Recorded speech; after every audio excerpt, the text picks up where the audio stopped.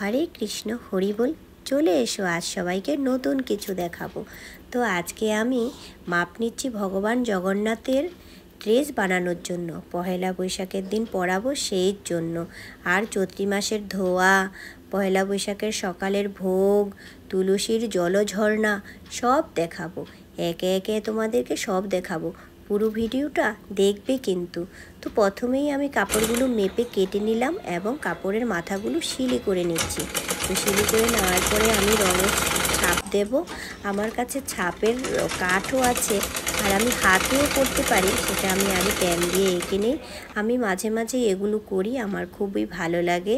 আমি বৃন্দাকেও শাড়ি করে দিয়েছিলাম এর আগে ওকে। তো সেই শাড়িগুলো পরেও একবার বৃন্দা স্কুলের প্রোগ্রাম করেছিল একটা, তখন সবাই দেখে হতবাক, এমন শাড়ি তুমি আনলে কোত্থেকে মেয়ের জন্য?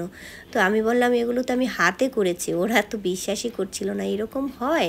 বললাম হ্যাঁ, আমি এগুলো পারি, আর আমার হাতের কাজগুলো বেশি ভালো লাগে ওই চিকমিকির থেকে। আমি হালকা কাপড়ের হাতের কাজ, রঙের কাজ আমার খুবই প্রিয়। তো এইবার আমি এই জন্যই মেয়ের জন্য করি। তো এবার জগন্নাথের জন্য করব। জগন্নাথ তো আমার সবার আগে। আর এটার মধ্যে আমি একটু লাল ফোঁটা ফোঁটা দিয়ে দিচ্ছি, এটা আমি পরাবো সুভদ্রা মহারানীকে।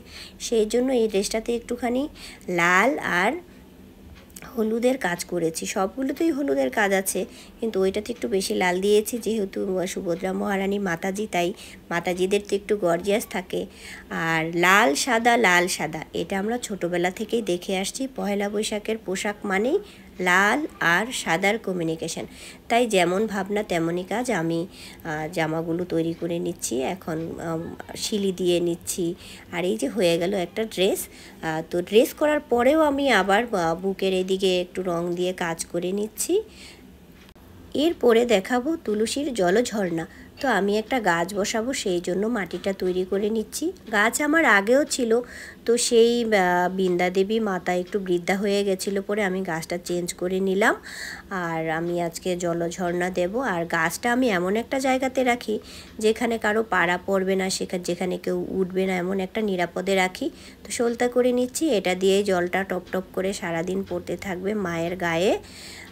এই গরমে সবাই জলঝর্ণা দিবেন, জলঝর্ণার অনেক মাহাত্ম্য আছে। তো এই জ্বালানার মধ্যেই আমি বৃন্দা দেবীকে রাখবো। উপরে দিয়ে দিয়েছি আমি জল, তো সারাদিন পড়তে থাকবে জল। আর এই দিয়ে দিচ্ছি আমি গঙ্গা জল। প্রথম দিন আমি গঙ্গা জলই দেব, পরে একটু মিলিয়ে অন্য জলের সাথে গঙ্গা জল মিলিয়ে দিয়ে দেব। তো হয়ে গেল আমার। আমি এখন চৈত্রি মাসের ধোয়া সেটা শুরু করে দেব। সব কিছু খুলে নিচ্ছি আমি, একে একে সমস্ত কিছু খুলে নিয়ে তারপরে নতুন কাপড় দেব। আর আগে যেগুলো আমি বানিয়ে রেখেছিলাম, আগের দিন রাতে সেগুলো বানিয়ে রেখেছিলাম, মেঝেতে নিয়েছিলাম। এগুলো নতুনই ছিল, তাও আমি মেঝেতে রেখেছিলাম বলে আমি একটু ধুয়ে নিলাম আর শুকাচ্ছি এখন। শুকানোর পরে আবার এনে আমি সব পরিয়ে দেব জগন্নাথকে। এই দেখো কত ভালো লাগছে, জগন্নাথের এক সংসার আমার। সব কাপড় চোপড় নিয়ে আমি কলের পাড়ে গিয়ে বসলাম। ওখানেই আমি অন্য কোনো কাজ করি না, শুধু ভগবানের বাসনপত্র, ভগবানের জামা কাপড় এগুলোই ধুই। তো আগের কাপড়টা খুলে আমি নতুন একটা কাপড় আমি দিয়ে দিচ্ছি। এটাও মিটারে কাপড় কিনে আমি লেস টেস বসিয়ে তারপরে ঝুলনা টুলনা বসিয়ে খুব গর্জিয়াস করে নিয়েছি। আর সব কিছু ঝেড়ে নেওয়ার পরে এই হচ্ছে আমার নতুন কাপড়। ফুলগুলো দিয়েও আমি ফুলগুলো ধুয়ে এনেছি বাইরে থেকে, আর সাজিয়ে নিচ্ছি একে একে। আমি এবার জগন্নাথের কাপড়টা দেব। এটা একটু বিছানার চাদরটা যেমন হয় না, সেই রকমই আমি একটু বানিয়ে নিয়েছি। আর এখানে বসাবো জগন্নাথ, বলদেব, সুভদ্রা মহারানী। তো বলদেবকে আমি চান করিয়ে নিচ্ছি, সবাইকে একে একে দুধ দিয়ে চান করিয়ে এনে আমি এখন সাজাবো। ভাগবত রাখার জায়গাটাও আমার কাছে একটি স্পেশাল একটা জায়গা, কারণ ভাগবত আর ভগবানের মধ্যে কোনো তফাৎ নেই।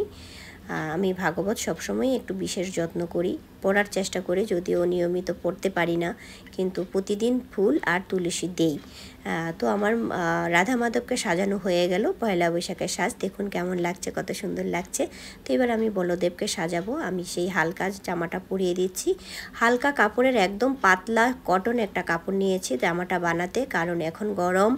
আমি যেমন আমার মেয়েকে গরম আসলে পাতলা পাতলা যেমন জামা কাপড়গুলো পরাই, তেমনও আমি ভগবানকে সববারই গরমের মধ্যে কোনো আমার সিনথেটিক কাপড়ের ড্রেস থাকে না।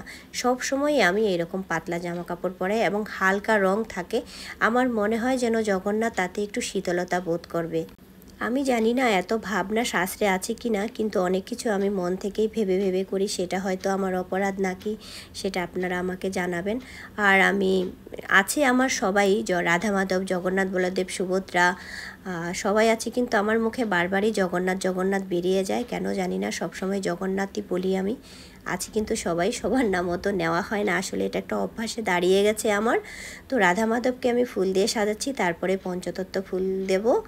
আর কেউ কিন্তু আগে পরে করবেন না প্লিজ, সবাই একটুখানি নিয়ম মতো শাস্ত্র মতো দেবেন। রাধা মাধবের পরে পঞ্চতত্ত্বর পরে জগন্নাথ বলদেব, সুভদ্রা মহারানী, তারপরে নৃসিংহদেব, বৃন্দা দেবী, স্বরগোস্বামী, গুরু পরম্পরা এবং গুরুদেব। ও হ্যাঁ, নৃসিংহদেবের পরে ভাগবত, সেটা আমার ভুল হয়ে গেছিলো বলতে। আমি অনেক ভুল করি, আশা করি ভক্তবৃন্দ আপনারা কেউ ভুল করবেন না, সবাই সুন্দর মতো মন দিয়ে পূজা করবেন। আমার অনেক ভুল হয়, আমার ভুল ত্রুটিগুলো ক্ষমা করবেন। আর হে ভগবান নৃসিংহদেব, তুমি রক্ষা করো আমাকে, আমি অনেক ভুল করি, তুমি আমাকে রক্ষা করো, বিপদ থেকে ক্ষমা করো ভগবান। আর সবার মঙ্গল করো, সবাইকে ভালো রাখো। আর আজকেই বড় একটা গাছ বসিয়েছি, তাই একটু টলে গেছে। যাই হোক, কয়েকদিনের মধ্যে একটু ঠিক হয়ে যাবে সব কিছু। একে একে সবাইকে আমি সাজিয়ে নিচ্ছি, সবার চরণে ফুল দিয়ে দিচ্ছি। আর আমার ভাগবতে কিন্তু আমি আগেই ফুল দিয়েছিলাম। যাই হোক, সেটা আমার এডিটের ক্ষেত্রে একটু আগে পরে হয়ে গেছে দেখতে। ভাগবতের পরেই বৃন্দা দেবীকে দিয়েছিলাম, কারণ ভাগবত হচ্ছে স্বয়ং ভগবান, তাকে ভগবানের চোখেই দেখতে হবে। আর সবাইকে ফুল দেওয়া হয়ে গেল। এই হচ্ছে আমার রাধা মাধবের লুক। আমি এখন ভোগটা একটু সাজিয়ে নেব একে একে সব কিছু। এটা কিন্তু আমার চৈত্রী সংক্রান্তের প্রসাদ। আর আমি পহেলা বৈশাখের পোশাকটাও থাকবে, আছে দই, ছাতু, কলা, এগুলো দিয়ে আমরা চৈত্রী মাসের শেষের দিন যে একটা ভোগ হয় সেটা করি। সব কিছু দিয়ে নিচ্ছি, গুড় দিতে হয়। আর আরেকটা কথা সবাই কিন্তু মাথায় রেখো, কেউ কিন্তু তুলসীপত্র ছাড়া ভগবানকে কিছু দিও না, ভগবান গ্রহণ করবে না। এটা আমি যেমন ডাইরেক্টলি বলছি, এটা কিন্তু শাস্ত্রে একদম শার্টকাট করে বলা হয়েছে যে তুলসীপত্র ছাড়া ভগবান কিচ্ছু গ্রহণ করবে না।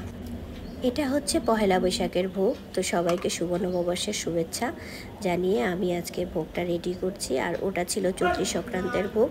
আমি আরতিটা চৈত্রী সংক্রান্ত দিন করেছিলাম ঠিকই, কিন্তু দেখাইনি, কারণ ভিডিওটা অনেক বড় হয়ে যাবে। অনেক বড় ভিডিও হয়ে গেলে জানি দেখে যারা, তাদেরকে একটু বিরক্তই লাগে। এই হচ্ছে আমার পয়লা বৈশাখের ভোগ। আর বৃন্দাও আমার সাথে পয়লা বৈশাখের দিন ভগবানকে এসে প্রণাম করছে। আমি আরতি করে নিচ্ছি, পুরো আরতিটাও দেখাইনি, অনেক সময় হয়ে যায়, তাই একটু ছোট করেই দেখালাম। তো সবাই ভালো থাকবে, সবাই আমাদের জন্য আশীর্বাদ করবে, আমরা যেন ভালো থাকি। আর তোমরাও সবাই ভালো থেকো। তো সবাইকে শুভ নববর্ষের শুভেচ্ছা। আর